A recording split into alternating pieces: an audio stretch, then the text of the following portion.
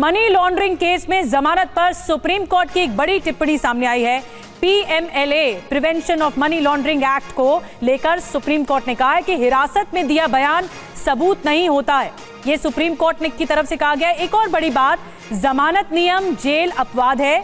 जमानत नियम है और जेल अपवाद है। हाँ, कल हेमंत सोरेन के करीबी प्रेम प्रकाश को सुप्रीम कोर्ट से जमानत मिली है और उसी के साथ ये बहुत बड़ी टिप्पणी है पीएमएलए एक्ट को लेकर जो कि सुप्रीम कोर्ट की ओर से कही गई है।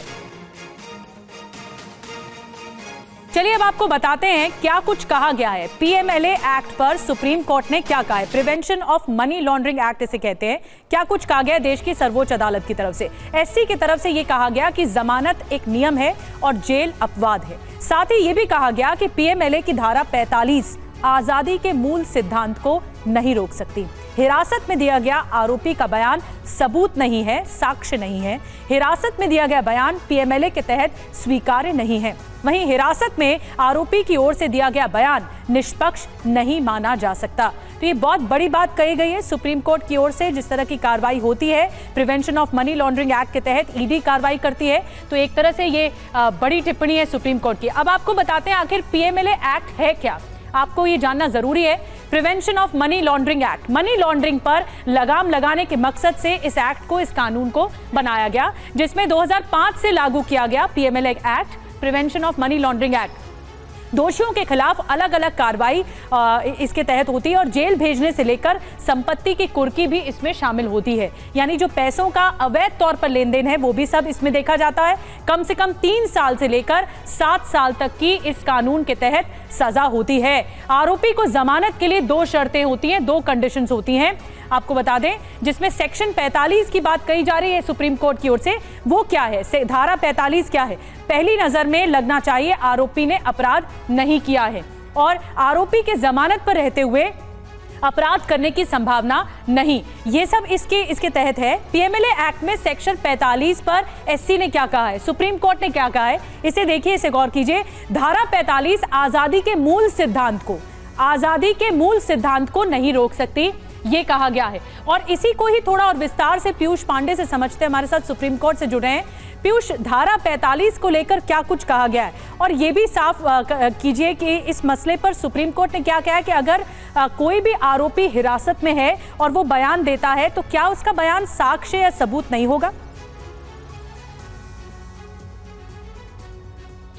देखिए, इस मामले में 2 सेक्शंस हैं जिन पर सुप्रीम कोर्ट ने अपने फैसले में स्पष्ट तौर पर ये कहा है कि ज़मानत जो है वो दी जा सकती है, वो नियम है, और जबकि जेल में रखा जाना एक अपवाद है। तो इस स्थिति के मद्देनज़र सुप्रीम कोर्ट ने prevention of money laundering act के सेक्शन 45, यानी कि जिसमें दोहरी शर्त होती है और वो आरोपी पर होती है जब वो ज़मानत की मांग करता है, तो ऐसी स्थिति में सुप्रीम कोर्ट ने कहा है कि जो दोहरी शर्त का सिद्धांत है वो ज़मानत के मामले में लागू नहीं होता है। और दूसरा जो सेक्शन 50 है वो ईडी को किसी को सम्मन करने को और फिर उसके बाद उसको बुला करके उससे बयान दर्ज कराने के मसले को लेकर होता है। और उसमें ये माना जाता है कि आरोपी जो भी बोलेगा वो सच बोलेगा और अगर उसका झूठा बयान पाया जाता है तो उसके खिलाफ अलग से एक मामला दर्ज किया जा सकता है। तो इस स्थिति में सेक्शन 50 को लेकर के भी सुप्रीम कोर्ट ने साफ कर दिया है कि जब ईडी कोई बयान दर्ज कराती है तो ऐसी स्थिति में व्यक्ति दबाव में भी हो सकता है और इस स्थिति के मद्देनज़र जो बयान दर्ज कराया जा रहा है उसको साक्ष्य नहीं माना जा सकता, सबूत नहीं माना जा सकता। तो स्थितियों को सुप्रीम कोर्ट ने स्पष्ट करते हुए प्रेम प्रकाश के मामले में, जो हेमंत सोरेन के करीबी माने जाते हैं इस मामले में, और उनको जमानत देते हुए साफ कर दिया सुप्रीम कोर्ट ने कि सेक्शन 45 और सेक्शन 50 दोनों में ही ये सिद्धांत नहीं लागू होगा जबकि जमानत का मामला चल रहा हो और जमानत की मांग की गई हो। तो ऐसी स्थिति में अदालतें सिर्फ ये देखेंगी कि कब से व्यक्ति जेल में है, और अब जबकि ईडी की ओर से ऐसी दलील दी जाएगी तो चाहे निचली अदालत हो और चाहे हाई कोर्ट हो या फिर सुप्रीम कोर्ट हो, सुप्रीम कोर्ट का प्रेम प्रकाश मामले में दिया गया फैसला अहम होगा और स्थितियों को स्पष्ट करने वाला होगा कि दोहरी शर्त जो जमानत का सिद्धांत है उस पर लागू नहीं होता, और जबकि जो बयान दर्ज किया गया है वो सीधे तौर पर सबूत नहीं माना जा सकता है, जबकि उसके साथ कुछ एडिशनल इनपुट ना हो या फिर कोई सामग्री ना हो। तो ये स्थितियां सुप्रीम कोर्ट ने प्रेम प्रकाश के मामले में उन्हें जमानत देते हुए स्पष्ट कर दी हैं। क्या ये दलीलें आगे आने वाले केसेस में, क्योंकि कई हाई प्रोफाइल केसेस हैं जो कि पीएमएलए के तहत अभी हाल ही में दर्ज हुए हैं, क्या इस टिप्पणी का, सुप्रीम कोर्ट की टिप्पणी का इन केसेस पर असर पड़ेगा? ये ब्रीदिंग दलील मिल पाएगी ऐसा कहने की?